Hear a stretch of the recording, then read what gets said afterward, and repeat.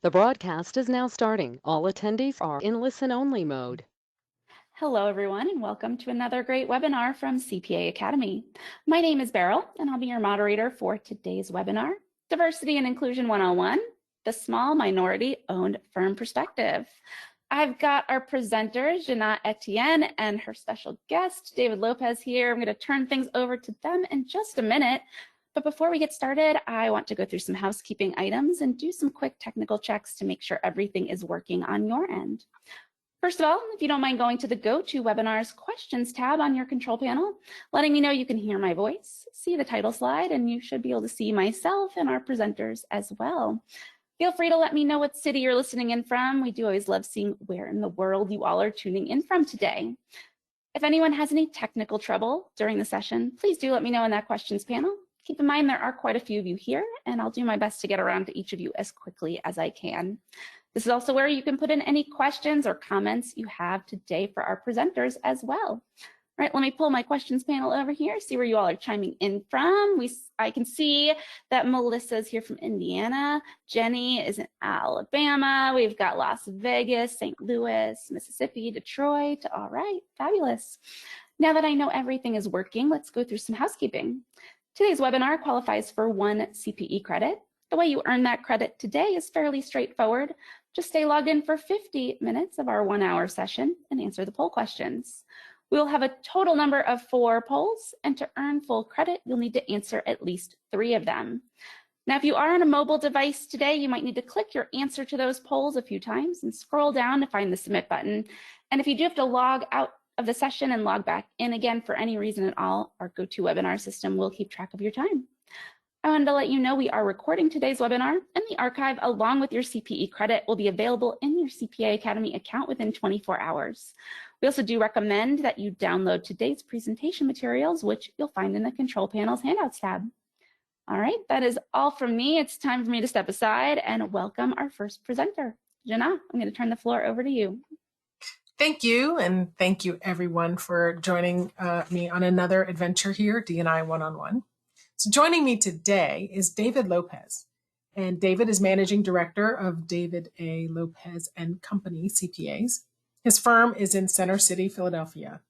I met David several years ago. I believe it was in Chicago at the offices of the Illinois Society of CPAs. And I think I saw in your LinkedIn page that your firm has a unique focus on women-owned businesses. I love that.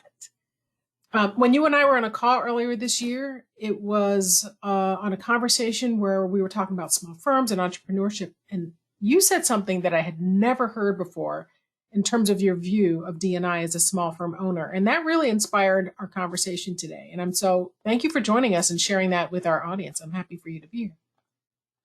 No, I appreciate the opportunity. Very exciting. I'm glad you asked me to be a part of this. And yeah, it's unique when we talk about D&I. It's very popular in the business environment today, and it means a lot of things, and definitely means something different for us from the ownership perspective than it does from the employee side. So absolutely, very excited to talk about this.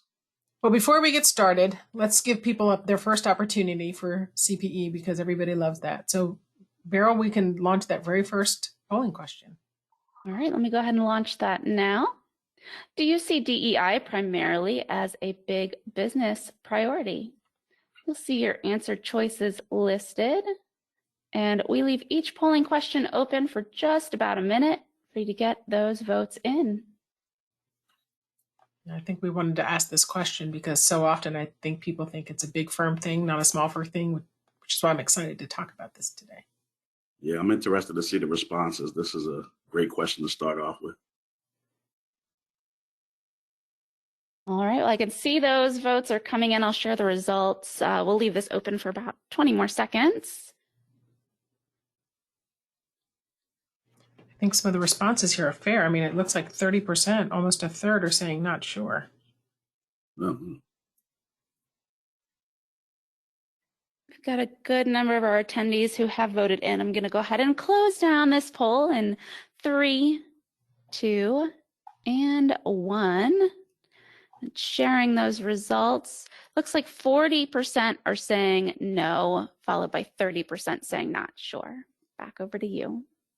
So the good news there then is that most people Only 16% are saying yes. All right, Beryl, real quick. I lost my video. Where is it? Okay, here it is. You're back. Then the no is a good thing because the no means no. I think it's in everybody's business, every size business challenge DEI. So here's what we have on our minds today when we were talking about this conversation. Not necessarily in this order, but we want to talk about diversity, what it means to the small firm owner. We were thinking in terms of client relationships. What does that mean when you're in a minority firm? How and what does networking and collaboration look like? Some recruiting opportunities in terms of ways that you can differentiate yourself, supplier diversity, and so on. And so let's start the conversation. Maybe where we can start is that perspective that you were talking about, David. When you say you see things differently as a partner or owner in a small firm, what does that mean? Yeah, well, I mean, most of the time when you talk about D&I, and this could be a slanted view from my side, I think about it, everybody thinks about it from the employee perspective. You know, am I getting the equal shot here? Do I have equal opportunity to go up the ladder here because I don't look like the majority of the people here? But for us as a small firm and a minority-owned firm, we look at diversity as far as client bases first. What's our client base look like? Because the main thing is a smaller minority-owned firm, you know, people will say, hey, we don't get a lot of opportunities in the marketplace, or, you know, ownership of companies that's not owned by minorities may not look at us. So we look at it from the opposite perspective. So we actually see it a little bit different. From a diversity standpoint, our client base is not diverse in the sense that we have more clients that don't look like us that do look like us. So we look at it from a different perspective. How do we penetrate the marketplace? And it seems like we're getting a pretty good foothold. So from a diversity standpoint, we feel as though, you know, companies that don't look like us, they respect our skill level and bring us in to do work. So that's the first way we look at it. Then we kind of look at it from the employee perspective, what our employee population look like, which is very diverse. But we look at it from two perspectives. It's not really the employee perspective that we look at first. So it's interesting. If most of your clients don't look like you, what does that mean then as a small firm owner? Does that make sense? So you're working with clients, and your clients, I'm going to go out on a limb here and say, when you're going out and pitching business, or when you are starting that new engagement, the person you're meeting with probably doesn't look like you, or you're pitching to doesn't look like you. Of course. So diversity we look at it from a networking perspective. So we have to really get out there and say, you know, really introduce ourselves to people that don't look like us. I hate that kind of term, but that it is what it is. But, you know, how do we network with those people? Where they at? We don't, you know, we may not live in the same areas. You know, our firms may be located in different locations. It's not the same. How do we break through and get to that diversity piece? I think once we get there and show our skills, then I feel as though we're somewhat on the same, you know, playing field. Of course, you know, people are going to tend to work with people that look like them, they feel comfortable with, but I don't think that's much of an issue. It's just human nature. So when we go out there, we want to make sure we become diverse with our network and really get into the places where we meet people that look different from us. And that way we get to introduce ourselves and kind of spread our net. That's a good one. Spread our net. I like that. Yeah. So when you talk about the network, then are you working with and partnering with firms across the United States, or do you stay in the East Coast, the Mid-Atlantic region? What is your we have clients all over. So we're officially with diversity and with mobility rather. You know, obviously it's a little bit easier, but we're actually licensed in New Jersey, Pennsylvania, Washington D.C., Georgia, and California. So we actually have California. Yeah, California. Yeah, the world is much smaller with technology. Sorry, I didn't mean to interrupt. You just listed a bunch of cities, states that are in an area, and then you go in California. Like, yeah. My goal is to move to Los Angeles. So, that's my big dream. But anyway, so we work, you know, nationwide. We have international clients as well. So we don't do a lot of collaborations for two reasons. And I think that's a strong diversity point. Obviously, there was a big push in the CPA profession, especially with governmental work. You know, you had to have 5%, 10%. They had all these set asides. For us, we didn't like it. I tell you, it wasn't really successful for us because I think back then, 10 years ago, whenever I started the firm in 2003. So we were probably doing this with some bigger firms. I haven't done it in a while, purposely haven't done it. They were kind of bringing us on just to fulfill that requirement. And I said, plain and simple, we're talking transparently. They used to give us jerk work. When I say jerk work, like copy this, like I'm not having my staff do that. Instead of doing that, we'll grow and then we'll just go after the whole job ourselves. So when you look at, even at a big firm, I was at Deloitte, there's very few audits where you need a team of 15, 20 people. Of course, if it's a big publicly traded company, you have to do, SEC requirements, you got to do all the Ks and the Qs. Yeah, you need a big firm. But the majority of middle market audits and stuff, it's usually maybe 4 or 5 people on the audit team. So my whole perspective was, again, being diverse, we don't need you to bring us in and include us per se. We can go up against you. But again, our diversity piece is talking to those powers that be to let them know that we're here. They can't hire you if they don't know that you exist.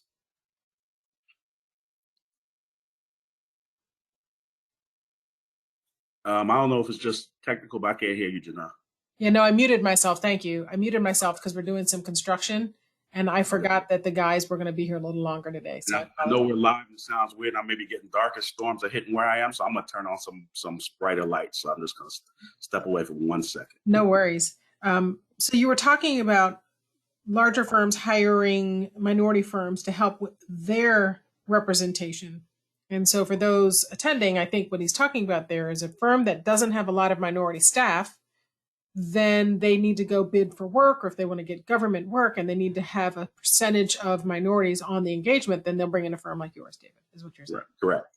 Yeah. But today, supplier diversity is a little bit different.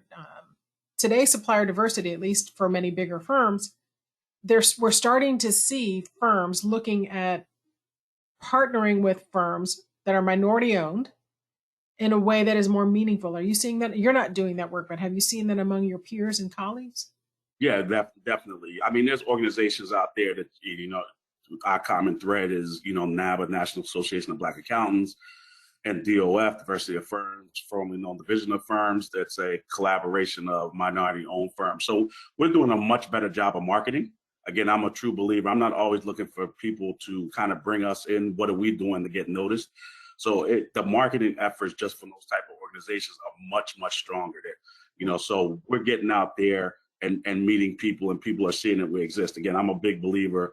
Yeah, there may be some hurdles that we have to cross, but people can't bring you in if they don't know you exist. So even owning a small minority, any business, you have to market your business. Doesn't matter if it's the ice cream shop down the street. You have to get people in the door. People have to know that you're at the corner of Blood, Smith and Main, or Main and Hyde Street. So I think we're just overall doing a better job of marketing ourselves. And then really, I made a conscious effort to really go out there and reach out to people that you always say, hey, let's sit down and talk. And then 6 months go by, you never pick up the phone. So I've been making a really conscious effort to do that. And even to the point we're calling some of the firms, when we talk about diversity, not to really partner with them. We know a lot of the bigger firms are having, and I know we're going to talk about recruitment and retention. Everybody has a staffing issue. So we're looking at them and talking to bigger firms, not really for them to bring us in to include us with it, to know that we're there and introduce us to some clients that they're really making decisions. Could we even service them anymore? Because we don't have the bodies, and really comes down to the fees don't make it worth our while to try to service them. So we'll pass them to a Lopez and Company, and that fee may be, extraordinary for us. So when we talk about diversity and inclusion and network, that's the way we look at it from the ownership perspective, if that makes sense. Absolutely, it does. I'm going to pull your trick. I'm going to turn off my camera and turn on my lights after I ask you this question. You talked about networking. And one of the things, keeping it real, here's what I was thinking. We reach out as minority-owned businesses and we're trying to expand our network. But it's not like you can call a firm and say, hey, just so you know, I'm minority-owned, so if you need help. I mean, it's not explicit like that. Right. You also want to make sure that, I think, you're wanting to expand your network of colleagues across. Your firm might be minority-owned Black, minority-owned women, minority-owned Latino, minority-owned veteran. I mean, this isn't just about race. It's all the different dimensions of diversity. So right. Are you networking to diversify your own network? Does that make sense? Yeah. So you're saying, are you asking me if I'm going out there to speak to veteran-owned businesses, those type of things? Oh yeah, definitely. And So making sure that the new relationships that you're building put you into their pool of other firms that are diverse that they can network with. yeah, definitely. So yeah, and then to your point too, when you say, you know, you don't pick up the phone and say you're minority owned or whatever the case may be. If you look at any of our materials or any time that we talk, we don't really use that as kind of the lead in. We lead in. It's almost like it maybe sound pie in the sky, but we kind of lead in more like anybody else. What's our qualifications? It just happens to be that we're a minority owned firm because most of my staff, we work at the big firms. So we don't really lead in with that again, because we don't want the set aside pieces. We want to partner with you guys because we have the technical strength. So that's kind of what we lead with that too. And I think that's a big thing that you have to put out there, even from the employee standpoint. Maybe the diversity DE&I gets you kind of in the door, maybe if we want to use that term, but you still have to compete. It's a competition. So you need to have technical skills. You need to have experience. So you need to do what you have to do to shine. So yeah, I think D&I is great to kind of get you in there, but once you get in there, you still have to show that you're the best one in there, no matter what you look like. Yeah, I think one of the things about diversity and inclusion is efforts to diversify the workforce is great. But once you're in, it's a level playing field. Everybody has to show up and do the work. You're not going to stick around just because you're a minority. At least I certainly would hope not. That would be tokenism. None of us want that.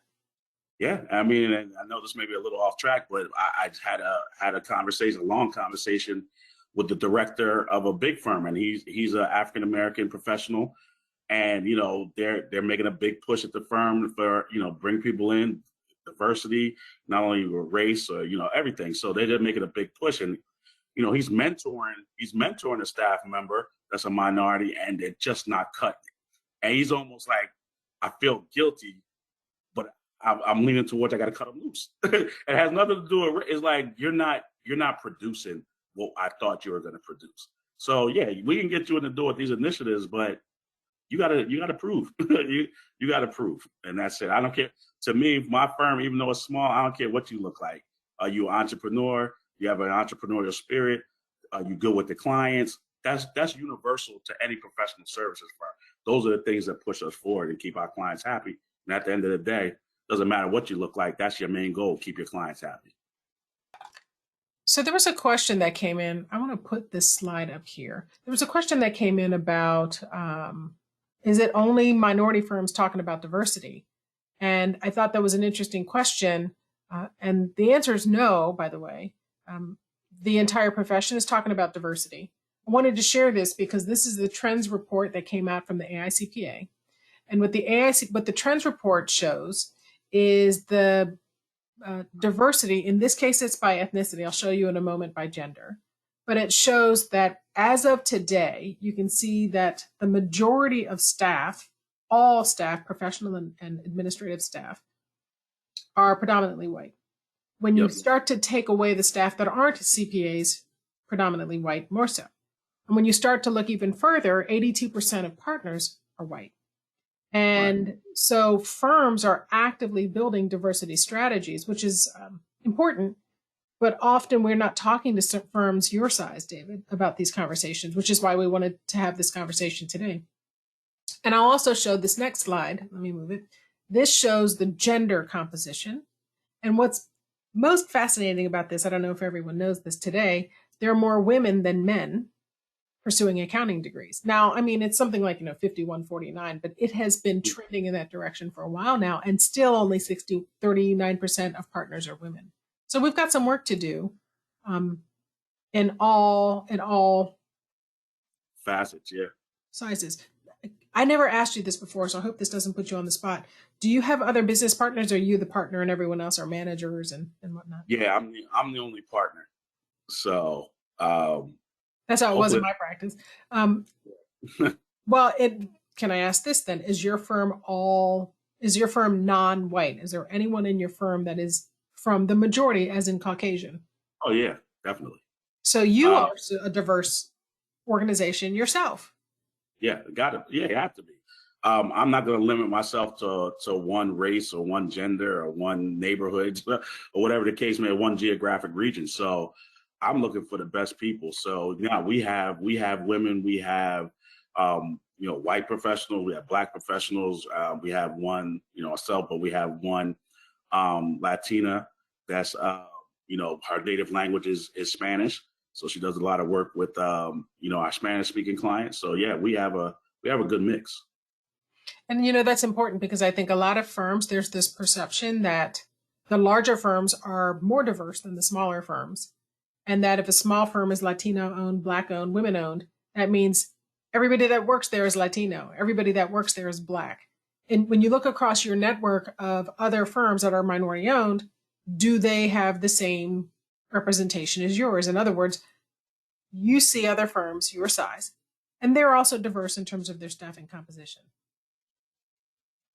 Well, I don't think the larger firms are as diverse, and it could be, we're accountants, so we look at numbers, so it could be a numbers game. You know what I mean? Right. So there's not. I guess I know we're speaking about the amount of CPAs that's African American or Hispanic or whatever the case may be. So the pool is not that large. Yeah. Oh, okay. There it is right there. So we look at the pool. 2% of all CPAs are African American. I mean, I know we talked about partners. This is partners. This isn't all CPAs. These are CPAs employed in CPA firms. Okay. See, I've never done anything but public, so I can't even speak to what the corporate environment looks like other than me going to my clients. So if we look at the CPA firms, 2%, CPAs are Black, or we got 19, 21%, 23%. That's not a large pool to pull from. You know what I mean? So it's kind of hard to be ultra diverse in places where the pool might be smaller. So you can't beat them up too much, but there's a ton of work to be done. Trust me. But it is a smaller pool, and I think to what you said, with more women coming into the profession than men, I think it's the same thing with minorities. I think this is going off on a tangent a little bit. I think the 5 year in school. The 5 years in school may be a something that kind of hit the profession overall kind of hard. Because people want to spend that extra year just to even qualify for the CPA exam. Well, that's actually probably a separate conversation. Maybe I should. Yeah, that's a separate conversation. Because okay, I'm going to say this. Then we'll try to veer back on track. But if we're talking about diversity in the profession can't be more diverse than the students in the pipeline. Right. So, and then you have the challenge. I'm going to bring this back to actually something else you said. Then you have the challenge of, you worked at Deloitte, I worked at Touche. At one point, I worked at Grant. You look out at your colleagues, you look up at the people above you, all the way up to partner, and you don't see anybody that looks like you. The firm's doing their best to increase diversity, but maybe you're one of a few. And so could that be driving people out to start their own firms? I know for you, you were an entrepreneur, you're going to do it anyway. But thinking about other people that are out there, is this a risk for larger firms that they need to anticipate that? Think about that. Yeah, I think that's definitely a risk, because if you don't see anybody above you that looks like you, or just any minority group at all, you don't think you're going to really have a shot. You think highly of yourself as like, am I going to be the one that actually going to break through? Mm-hmm. You know what I mean? So you're not going to look at it like that. You're going to say, probably not. So let me just go out and start my own thing and make it happen for myself. So, again, we want to go off course, but I don't think when we talked about the college student piece, the diversity piece, I think that is a direct link. I know that's a different conversation, but when you think about people from a minority background, most of the time it's just the nature of this country. They usually don't come from a whole lot of wealth. So them staying one extra year to pay for one more year college, grad school, to get a CPA exam, that probably prices them out. They probably needed to start getting to work. They don't have that extra year. So you don't think about it, but that's probably knocking down our numbers a little bit too. Just from an economic standpoint, they might have to take out loans to even get the first 4 years. So getting that fifth year, it just can't happen for them. So I know for me, I went to school full time and I got a scholarship, full ride, and I still had to work full time because fees weren't covered, books weren't covered, transportation wasn't covered. I had to eat. I had to pay for the dorms for 1 year. Then I lived on my own. I could go on, but I feel you on that point. Yep. You also said something that I think really helped tie it for me. You said, will I be the one to break through? And if we can all remember, this was a challenge for women in the so-called glass ceiling. Well, I don't want to say so-called. It's still there. Right. So we're talking about, maybe we need to come up with a term for the ceiling that minorities are hitting. But yeah, sometimes it's hard to be the only one. And some people don't. Some people want to be that first one. And other people are like, yeah, I don't want to take on that responsibility. So for them, then, entrepreneurship is an option. Did you find that to be something that was easier for you to do? Or do you think as a minority that had no bearing on your ability to start a firm? Does that make sense? Well, yeah, I guess if you're asking me, do you think, being a minority, it kind of swayed my decision or it kind of made me pause? Swayed your decision, one. And then number two, do you think it had any impact on you being able to grow the business? Either because you were a minority, maybe it helped, or because you were a minority, maybe it was harder to grow your firm. Yeah, I mean, luckily I'm a knock on wood, the old school knock on wood. You know what I mean? I haven't felt like being a minority has kind of held me back because from day one, I never missed you have the infamous stories of, payroll, I couldn't make payroll. Like I never had that, luckily. so it's hard for me to kind of give the woe is me speech. But when I did start the firm, I started the biggest, and I'll say this, and I'm sorry, I'm stuttering a little bit. The biggest disappointment in my firm since 2003 to today is the fact that we started off with, I have more white clients than black clients. Because when I did leave the firm, Deloitte, I really came out the box thinking we would be a resource for minority-owned businesses that really didn't get access to high-quality CPA services. So I was totally blindsided by that. And it's still something we talk about all the time. It's like, what are we doing wrong? Now we don't cry too much because we're growing and all this kind of stuff. So when I came out the box, I thought about being a minority is going to help me penetrate and help other people that look like me. And we've never been able to break through on that. So that's why I said diversity for us, we're looking at it different from the ownership perspective because we want to keep penetrating those markets where we have the most traction, we can make the most revenue, everything. We're business owners. We're all accountants on here for the most part on this webinar. We want to bill by the hour, unless you're in corporate, but we want to make money. And I'm not in business not to make money. So when I talk about diversity, I want to diversify my network to get into places where I know we're going to make revenue. And, so that's why you talk about veteran-owned businesses, women-owned businesses. I look at it from the standpoint, let's diversify and go to places where people really don't get those high quality services. But to me, again, the biggest disappointment to me is like, we haven't done a great job getting into the minority business market.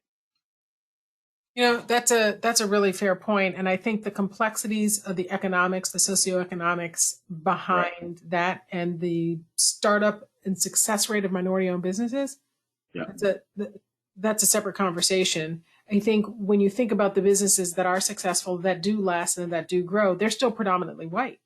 And so it makes sense then that your client base is going to be more white than minority. And does this mean, though, that when you go work in those, oh, wait, hold on. I don't want to get in trouble. We probably should do another polling question. Before we do that, though, let me play something too. So, what I was saying too, with diversity, when we talk about it from the employee standpoint, if you look at those bigger firms, they're still, and when you look at the bigger firms, they're still being run by what I call the old boys network. They're still the older CPA partners that's late 50s, early 60s, maybe still hanging on the 70s. When we talk about working B2B, business to business, a lot of these more successful businesses are run by people, millennials in their 30s. I don't know all the Gen X's and all. I never really understood all that. But anyway, 30s and 40s, where we all grew up in a different space where we're like, we just kind of want to, we say rock and roll, but we just want to make money together. Yeah. Like we're not caught up in the where you came from and all this kind of stuff. So it's kind of a different landscape in the firm environment. And I haven't been an employee for a long time, so I can't speak definitively. But when I was there, all the partners were older, 50s, 60s. They didn't understand that. Where now the business owners that we deal with, we all come from like the same demographic as far as age and schools and all that kind of stuff. So we kind of relate a little bit better to each other. That's a really good point. All right, now I'm going to go to that polling question before we get in trouble. And so, it's not in sequence here, Beryl. Have you ever had a boss or supervisor that was a minority? I want to go into the recruiting question, David, and I thought this was a good segue to Sure. that. So I'm curious to see what the responses are. While that's open, I just wanted to share, Sylvia put in a comment, just a quick comment. Sure. I am a Latina-owned firm. I do lead with this. I think she was referring to minority status. She said, I do lead with this, and I do go out of my way to partner with other predominantly Latino CPA firms. I'm not a specialty firm, so we offer, I'm a non-specialty firm, so we offer a special expertise. I also promote that our Spanish language capabilities. Actually, all new hires must be fluent in Spanish. For me, it's super important to promote that we are Latino-owned, fluent in Spanish, and support the Latino CPAs. And so thank you, Sylvia, for sharing that. I just wanted to throw that out there while we had the polling question open. I think that's an important point. But to me, even when you say that about, you highlight your Spanish speaking. Our parents were from Panama, so they would love that. But I think that's almost like a marketing tool, because I think it goes back to they're probably an underserved demographic, Latino-owned or Latino-owned businesses. They're probably underserved. So that's they feel comfortable with you and all those type of things. When I said I don't lead with that, is because I don't want you to feel as though, we're kind of giving you the discussion, because we don't want you to feel as though we push where we worked, the clients that we work on. We got, even though we're not going to service any SEC companies, but we know about we know about SEC companies. Right. We've all been with a big firm. Look at us first and something that sounds weird to me, that people say that's kind of a slap in the face or whatever, or the case may be. But even our marketing materials, if you looked at our business cards, people, I probably have a stack of them. I haven't given out business cards forever. But even our letterhead, our, handwritten client notes, everything like that, people won't say it as much, but minority business owners, man, you guys, I thought you guys were a white firm. Because Muted. We push things out. We want to compete. We're here to compete. Unmuted. It's just not something we lead with. We lead with our qualifications first. And I don't think that that's what Sylvia was saying. I just think that and to your point, I think that different firms are going to lead with different things and differentiate themselves in different ways, and so that's great. I wanted to ask this question. We were done. Did you want me to share? Did you want me to share the results? Well, I can read it out loud. I have 61% said yes, they'd work for a minority was their boss. 28% said no, and interestingly, 6% said they weren't sure. And I applaud them, because sometimes you don't know. But the reason I wanted to ask this question, we were talking about you work in a big firm. 61% said they have. Yeah, 61% said yes. Wow, that's so it's great. And remember, though, our attendees are across the spectrum of the profession. This isn't just people working in CPA firms. Yeah. And so, if somebody is in a position and they don't have a boss or they don't have a leader in their organization that looks like them, thinking about it in the CPA firm space, since that's where you are, is this a way you can differentiate yourself from a recruiting perspective? I mean, how do you recruit? Because I know it's very difficult for small firms to compete on salary. And a lot of minorities do want to work in the big firms for resume value. In experience and good experience, but there's also something to be said for having the big four on your resume, right? So, of course. So, but you have to have a differentiator. I mean, I know you do. You told me about it. How do you attract talent? Well, our differentiator, I guess, is 2 or 3 prongs. One, we're selling a lifestyle, more or less. That's the first thing. I mean, I was at the Big Four, obviously. And the thing about the Big Four, to be fair, they have a lot of turnover, not just minority. People get burned out because they're working 50, 60 hours a week. And they may have changed. I know all of them. Even when I was leaving back then, they were trying to, employee lifestyle and work-life balance was the big thing going on. So our biggest differentiator is we lead with lifestyle. That's the first thing. Of course, we work hard. We do a lot of stuff. Me as the owner, all of us are rolling up our sleeves. So, I can't really promise you a 40-hour work week. We try to, and most of the time, that, but we're not stress driven. Like, gotta have it. You're going to be here till 12:31 in the morning. That's not happening. That's the first thing. Two, we don't have really PTO limits and all those type of things. So that goes with the lifestyle. You're a professional. If you're an experienced professional, you've been working for 10, 15 years, you know the routine. If you're a new graduate, we'll teach you about professionalism as far as really putting it into play. But if unlimited PTO per se, I never had somebody abuse it. Like people know. People tend to know, like, I'm not going to take 45 days off, because it's unlimited. You're still telling people, like, man, you haven't taken off. So it's a lifestyle with that thing. And even to the point where, man, I don't even know the last time I had a suit on. And you think that's different. Like, we talk to our business owners. We tell, one of the rules are basically, if we say rules, I don't even like to say rules, we dress like our clients dress. So if they're casual, we're casual. If they wear a suit, we wear a suit. But most of our clients don't even wear. If we wear khakis and a polo shirt, they're like, "Yo, man, you can wear shorts." We're not going that far. You're getting all dressed up for us. That's not necessary. Yeah, you don't have to do that. So we talk about the lifestyle first, as far as that goes. Two, I kind of give them the hard stuff. I say, yeah, you can go to a big firm and you're going to make $10,000 more than you make from here. Have fun, other than fixed assets for the next year and a half. You know what I mean? Well, aren't you being sassy? No, but it's a fair point. But that's also because of the bigger firms. You're not going to get you're not going to get that level of experience right out of the gate. You're get thrown into the mix. Like, we're going to throw you in the mix here. We're going to throw you in the mix because we don't have a cast of 110, 120, 1,000 people. So we need you to get out there. You're going to sit in the meetings with the CEO of this company. And of course, they're not multi-billion-dollar companies, but we have clients that make $200,000, $300,000, $400,000 a year in annual revenues, which is big. Million rather, I said thousand. I think I said $300 million a year. That's a big. You're sitting in with the CEO of that company. You're sitting in with it. Like, you're not shielded from what's going on. You're probably not going to say very much, but you're going to hear everything that the rest of us know. And people like that. Not where you're at a big firm in Deloitte. Hey, have fun with cash recs and fixed assets, or go do whatever that, do that search for unrecorded liabilities. I'm showing my auditor nerd in me, but, do that. And we'll see you in a couple of weeks. We're here, day one, you're in the mix. So people like that too. And three, we're giving you an opportunity from the start. And I don't care what you look like, because as a small firm and for us to grow, you talked about, I don't have any partners, but I wish somebody, and I'm hoping it's happening now, I always say, make me make a decision. And when I say make me have to decide to make you partner. And by that, I said, you can come in off the right day one. We give you 10%. And you bring a client in the door, we give you 10% of the fees for the first 3 years. So I don't think I ever got that offer at Touche. Yeah. So I'm pushing you. We're pushing you to help us grow, because professional services, we got to do that. I think that's some of the frustration with minorities. They feel as though, but I don't think big firms, and we may have some big firm people on here, and they may call me and say, you're clueless.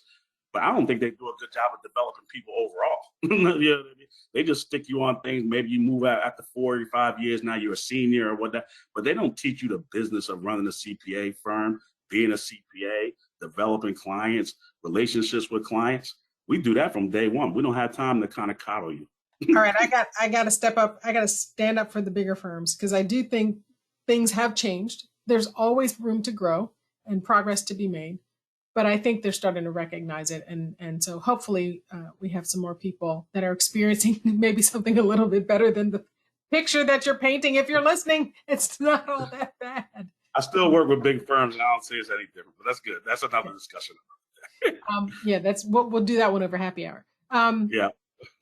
I want to make sure we cover this topic, and it's supplier diversity. This is a great article that came out of HBR, Harvard Business Review, and it was talking about why it's important to have a supplier diversity program. Now, you were talking about, for you, maybe you're not doing this as much because the way you framed it back in the day was, if I may say the way I heard it, bigger firms, we need people of color. Let's get a couple of small firms in here to tick that box. But Yep. They're not going to be doing meaningful work. But what I love about this organization is this article is it's really talking about the value that minority firms can bring, especially minority firms that have a specialty. So Sylvia was talking about Spanish language fluency. That can be a differentiator for somebody going into and that they can bring that value to a larger firm as a part of their supplier diversity strategy. So, Yep. have you done any of this work, or do you have peers? And if so, how is it starting to show? What's the experience for you been? So yeah, so I haven't read this article, and I definitely will read it after this. So again, from an ownership perspective, we look at supplier diversity programs in two different ways. Now, the one with the working with other CPAs, it wasn't the best for us. I didn't like it. I haven't just getting back to doing that. And over the last probably year or so, we probably put in about 3 or 4 proposals with with bigger firms. So we're getting back to doing it. But when you're starting out, you kind of have a different attitude than when you do now. Now we're at the point like we're doing so much, like this is what we're going to do. If you can't promise that we're doing this type of work, then we don't even need to be on this proposal. So I think there's definitely a place for it in the CPA world. But a lot of times, I don't think there's a lot of programs. And again, I haven't read that article, and you can give me an education. I don't know if there's supplier diversity programs that's really geared towards professional services. So when you talk about to me, when you talk about these certifications to get into these diversity programs, they always want to do hammer and nails. So I'll tell you right now, we don't have any minority certifications.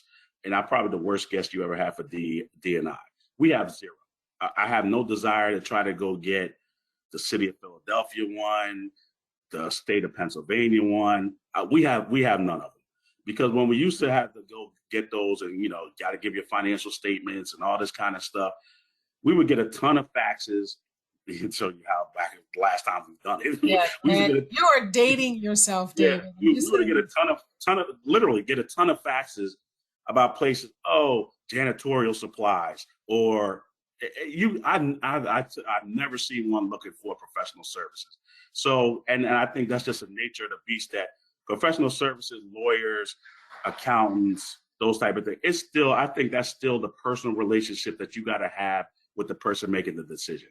Because I'm sorry to jump in. I would say that that's also just true in general when it comes to business development. Oftentimes we get business through our network and the people we know and the relationships we make, not because we go knocking on the door of a company and say, hey, I can be your auditor. Yeah, of course. So, so when we talk about, I'll be interested to read that article, but I think it's important when we talk about supplier diversity. I still think it comes down to networking and working with the bigger firms, because they have to have, some type of representation. You still have to stand strong. What are we going to do, and what's that relationship look like? Right. And it still comes down to the relationship. I actually do want to do a session on this, because there are a lot of certifications that you can get, and designations and credentials that you can get, because there is a very vibrant program out there for that can be leveraged. And this isn't just for CPA firms. This is just supplier diversity for businesses in general. So just want to park that out there as an idea. That's awesome. With that in mind, I would love to learn more. Definitely with that. There is a question. I want to go ahead and ask another polling question. I was trying to see which one it is. So it's this one, Beryl. Is supplier diversity part of your organization's DEI strategy? I'm curious to see the answer to this now that we've been talking about it.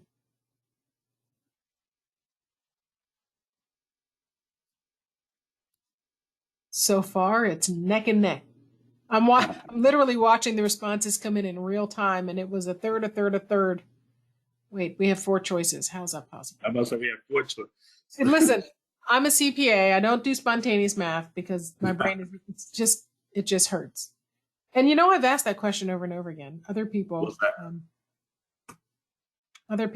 that are CPA say they don't do math either.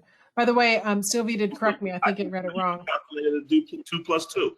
You gotta foot it and cross foot it, man. Exactly. And footing and cross footing. That's an old school term. And Sylvia does run a specialty practice. So for those of you who heard me read it, I kind of read it differently. Sorry about that. But that's good. But that's good with the networking piece. See, Sylvia, so give us a call, because we just had an opportunity while you're waiting for the poll question, and we're having a conversation. We just had an opportunity where we are working with a national bank that is focusing in on Latino and Latino-owned businesses in the city of Philadelphia. And, we're looking for a couple more accountants who their native language is Spanish. So Sylvia, I mean, I'm an entrepreneur, so I don't feel bad. You can call me, and maybe you can help us service some of these clients. It doesn't matter where you are. You could do it. We could do it remotely. So I'm an entrepreneur. Sorry, Jina, but if there's opportunities, I'm Hey, about doing that it. is okay. I mean, and this is how business is done, by the way. And anybody's interested in reaching out to you, all your contact information, everyone, it's always the case, is on the bio slide, is on your slide with your biography. There's a comment that came in. Sorry, I'm trying to go back to there. There's a comment that came in. Two things. Somebody said, as one who came out of the Big Eight, yes, I'm dating myself. This is a very interesting topic. So I wanted you to know that you're not the only one that's out here that's a little older with those experiences, David. And I just wish that that person had made the comment that said, what is it that was interesting? Like, what triggered the interest? So much has changed in the profession, but so much has not. And so on the one hand, that's good. And I'm guessing this means that the relationships you made at Deloitte are still relationships today that can help with your networking. Has that been the case for you? So when you left, then you had relationships that you were able to use to build out your firm? Yeah, yes, definitely. So I still talk to people, but you know what? None of them are at Deloitte anymore. But the good thing about it, they're now the CFO of companies. So our common thread that we were all at Deloitte together, and that just helped us build relationships that we maintained just through Facebook and LinkedIn, and messing around on Twitter and stuff like that. So so that's helped us build those relationships. Definitely, we maintain them today. Again, not the work. I haven't spoken with a Deloitte employee in a long time, but a lot of us that were there together, we do things together now. Yep. Yeah, no, that's a great point. All right, so we have about 10 minutes left. I want to pull some of these questions out of the Q&A, if that's okay.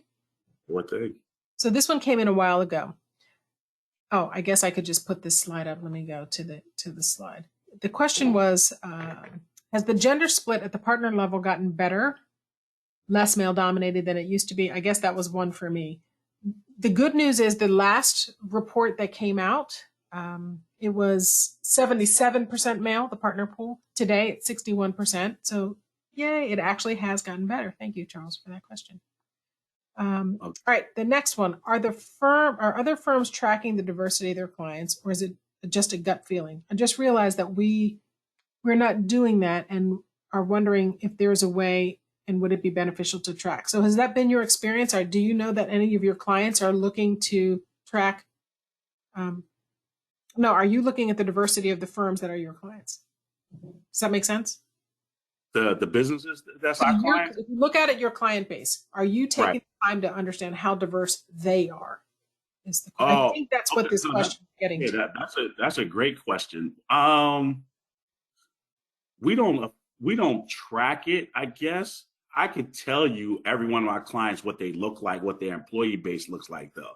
So that's actually an excellent question, and that's probably something we don't talk to our clients about what their D&I initiatives are. So that person actually gave me something to actually think about.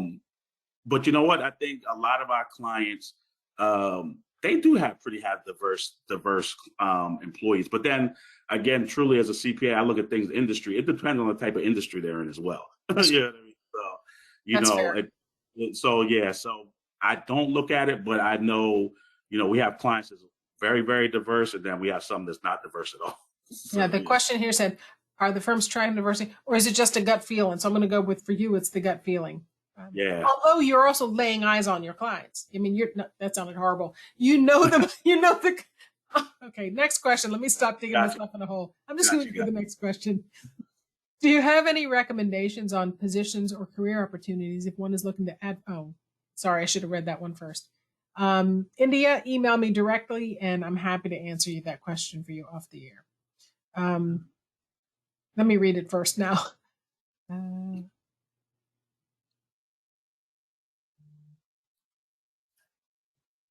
Okay, so these are comments, not questions. Oh, the person who said they found this interesting said, I was on the ground floor of diversity efforts, and so they're really enjoying the emphasis that is still being placed on the subject. And so the other ones are comments that one of them said they are going to reach out to you Okay, there you go. So there you go. Business development directly on the air, folks. This is how it's done. Make a note. Did That's you how it's build done. relationships? Yeah. It wasn't the point, but there you go. I want to show this slide since you mentioned this, but I didn't address it at the time. So the Diverse Organization of Firms, or the DOF, is an organization you're very active in. And I just threw up here there are a couple of other networks that either companies that currently are looking to find diverse firms, or where diverse firms can build out a network of firms, of owners that look like them, because there's something to be said for working with people who share something in common. Of Has course. this been an opportunity for you to expand your network, strengthen relationships? I mean, can you explain what the benefit of these organizations are? No, and I can only speak to division of firms, actually. So the other ones, even though I know the National Minority Supplier Development Council, and I'll be totally transparent with you, I was going to join that, or whatever we have to do, but then the main contact in the Philadelphia region left the organization, so it kind of just went by the wayside. But DOF, I like. They're an awesome organization in the sense that it's a good range. It's a learning opportunity, and then there's a networking opportunity. First, it's national. So, we all get to talk about our region and what we have experience in. It's great because as a minority firm owner, you get to see and learn from bigger firms that really have 300 people, literally. How do they grow? How do they market? So you learn from them, and then they can collaborate and bring you in and get you experience that you may not get on your own. Just like any other organization, a 300-person firm that's in the DOF is going to get into companies that my little small mom and pop shop with 11 people is not going to get into. That's has nothing to do with, that's just size, how many hands on deck. So you can learn from them and then say, how do I leverage it? So with that, that's why I like learning from people that've done it, and we kind of have, I hate to say struggles, but same challenges in any place in the marketplace that some are unique to us as minority business owners. So how did you overcome them? I don't want to recreate the wheel. So that's the only one I can speak to. I'll definitely check these other ones again. And I need to learn more. I know what I know and know what I don't know. I don't know a lot about these other organizations because, again, when I was starting out, it was more you would just get opportunities for construction, janitorial, can you supply hammers and nails? They never spoke to professional services. So that may have changed. So I need to really talk to people like you that's experts in the field and get an education. So every day we've got to learn something. So I'm definitely going to lean on you to kind of get some more insight on those. So I am putting your bio slide up here because a couple of questions have come in through the chat. I've never had a speaker talk about this, but here you go. If you open up the handout when you get it, you should be able to click right on info at David, click on the website and jump straight out to his profile. Your phone number is there. Your LinkedIn profile is there. One of the things I would encourage people to do is when you reach out through LinkedIn, just let us know where you found out about us, because we all know we get lots of people inviting us to be in their network, and they're not necessarily people you network with. So, and if they want to email directly, they can it's just dlopez@davidlopezcpa.com. So we just use a first initial last name. So feel free. Well, we have 2 minutes left, which means you get to share a final thought before we start to wrap up. Anything that you want to offer as a takeaway, or just something else you wanted to say but didn't have a chance to? No, I think, I'll be totally honest. Again, transparency is key. I was a D&I snob because I haven't been an employee in so long. So I've always looked at it, this is an employee thing. You're trying to develop people and you want to feel good about it and everything like that. So I'm still on the learning curve. Like, what does it really mean? How do companies look at it? What's being done? People like you, there's, being a leader really nationally. How does it actually look now? What's the bigger companies doing?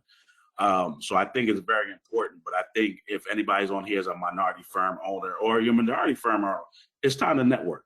We want to learn about you. You should learn about us. It's not, we all have skills. We're working on a level playing field.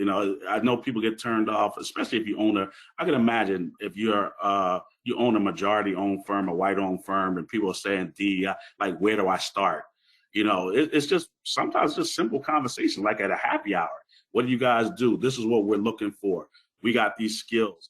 I mean, I have firms, as CPAs, we talk to each other. I get referrals from white-owned firms all the time, and they're like, where do you find people at? And you talk to them, and it's not even a slap to them, but they don't know about the Howards. They don't know about the A&Ts that have awesome accounting programs. They don't know they exist. So it's just, I think people want to learn, people take it seriously. And I think we're on a great trend with people like you, being the leading in that industry. So I appreciate you. Well, thank you, David. And so I just want to let everybody know in just a moment, we're going to have another polling question. Before we do, I want to invite everybody to join us. So this is a series that runs every other Friday.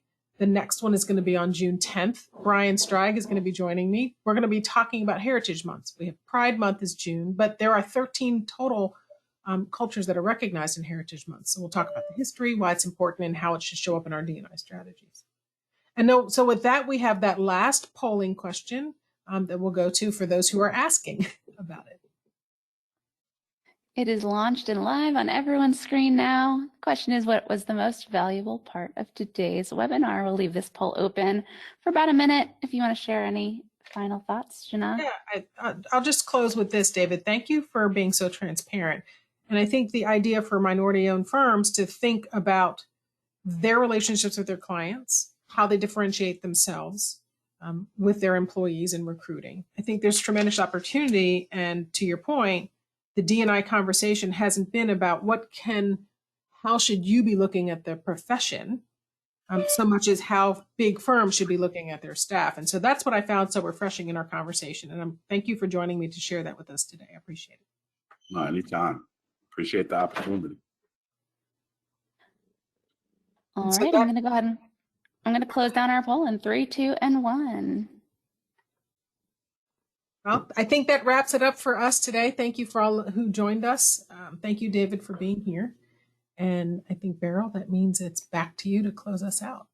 Perfect. I want to thank you both as well. We appreciate having both of you with us today. And with that, we have come to the conclusion of today's webinar.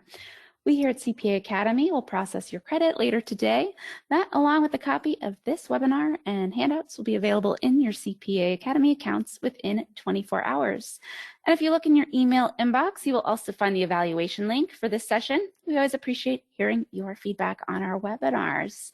Thanks again to Jina Etienne and David Lopez. We are appreciative of your time and insights, and a warm thanks to all of you in the audience for your participation today.